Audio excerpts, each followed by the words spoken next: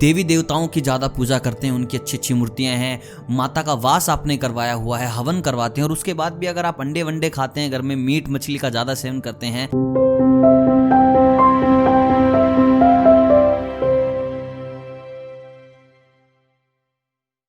दोस्तों क्या आपको पता है कि आप रोटी खाने से भी बर्बाद हो सकते हो।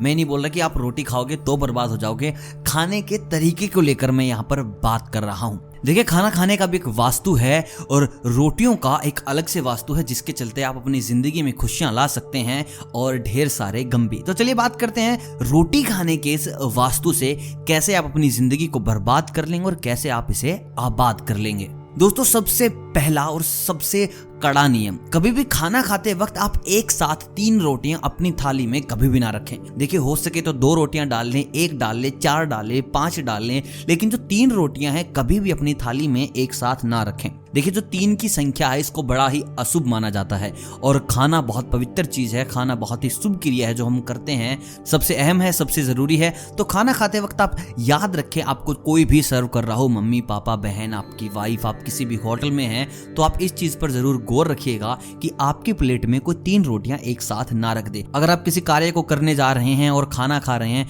वहां पर आपने 3 रोटियां खा ली, तो मान के चलिए आप का उस कार्य का संपन्न होना असंभव के समान हो जाएगा। देखिए, रोटियों की जो हम बात कर रहे हैं 3 की, इसलिए भी ये बहुत महत्वपूर्ण है। जब कोई इंसान मरता है और उसको चिता के लिए लिटाया जाता है, जब उसके लिए खाना निकाला जाता है उस मृतक के लिए, तब उस प्लेट में 3 रोटियां निकाली जाती हैं। मतलब कि मृतक के भोजन को 3 रोटियों के भोजन की तरह माना जाता है। अगर आप 3 रोटियां खा रहे हैं तो मान लीजिए आपको आपके स्वास्थ्य से रिलेटेड बहुत सी परेशानियां हो जाएंगी, जिनका इलाज करवा पाना आपके लिए बहुत ज्यादा मुश्किल हो जाएगा। और मैं आपको बात बता दूं, जो 3 रोटियां खाते हैं वो स्त्रुता बहुत जल्दी कर लेते हैं, मतलब कि एनिमी बन जाते हैं लोगों के बहुत जल्दी से। तो ये वाली आप गलती बिल्कुल भी ना कीजिए। अगर हम वास्तु के हिसाब से बात करें तो एक थाली में 50 ग्राम चावल, 2 चपाती या फिर 1 चपाती, दाल, एक सूखी सब्जी बहुत जरूरी है। अगर आप सुबह का खाना खा रहे हैं तो उसमें आप डेयरी प्रोडक्ट खा सकते हो। डेयरी प्रोडक्ट से मेरा मतलब है दूध से बना कोई प्रोडक्ट का सेवन कर सकते हो। अगर आप एक संतुलित भोजन लेना चाहते हो तो इस चीज का आपको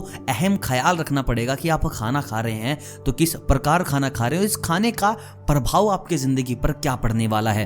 देखिए, बहुत से लोग तामसिक भोजन का सेवन करते हैं, कहते हैं कि भाई हम तो खाने में अंडे खाते हैं, हम खाने में खाते हैं। जो अंडे हैं और जो रोटियां हैं दोनों अलग अलग प्रकार। रोटी को बहुत पवित्र माना गया है, कुछ लोग बोलेंगे कि अंडे भी भाई पवित्र हैं, लेकिन आप मांसाहार का सेवन शाकाहारी वस्तुओं के साथ ना करें तो अच्छा है। अगर आप जिम विम जाने वाले हैं तो आप कभी भी अंडे खा सकते हैं। आप पूजा करने से पहले अंडों का सेवन ना करें, मीट का सेवन ना करें। अगर आप अपने घर में देवी देवताओं की ज्यादा पूजा करते हैं, उनकी अच्छी अच्छी मूर्तियां हैं, माता का वास आपने करवाया हुआ है, हवन करवाते हैं और उसके बाद भी अगर आप अंडे वंडे खाते हैं, घर में मीट मछली का ज्यादा सेवन करते हैं, तो ऐसा करने से जो वहां पर आपने भगवान बसाए हुए हैं वो रुष्ट हो जाएंगे, आपसे अप्रसन्न हो जाएंगे, आप पर जो उनकी दया दृष्टि है वो नहीं बनेगी। दोस्तों भी याद रखना है कि आपको बासी खाना भी नहीं खाना। देखिए, मां अन्नपूर्णा का कहना है कि बासी खाना बिल्कुल भी ना खाए। सबसे पहले तो आप खाने को उस स्थिति में लाएं ना कि वो बासी हो जाए। अगर आप नहीं खा रहे, ज्यादा बन गया, तो आप किसी को दे सकते हैं, गाय को दे सकते हैं, किसी भूखे इंसान को दे सकते हैं। अगर वो बासी हो चुका है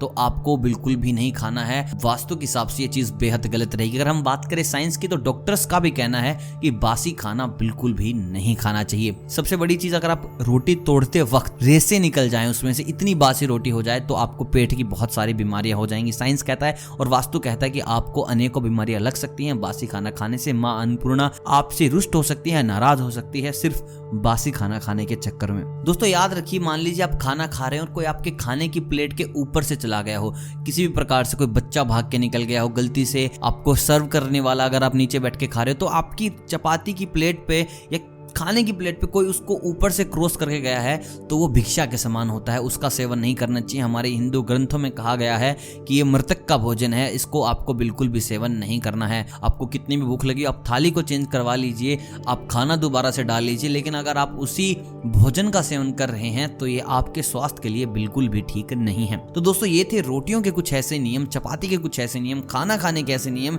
जो आपकी जिंदगी को आबाद कर सकते हैं, साथ ही साथ बर्बाद कर सकते हैं अगर आप इन नियमों का अच्छे से पालन नहीं करते हैं। तो दोस्तों, और मुझे कमेंट में जरूर बताएं कि आप एक साथ कितनी चपाती प्लेट में डलवाते हैं इस वीडियो को देखने से पहले।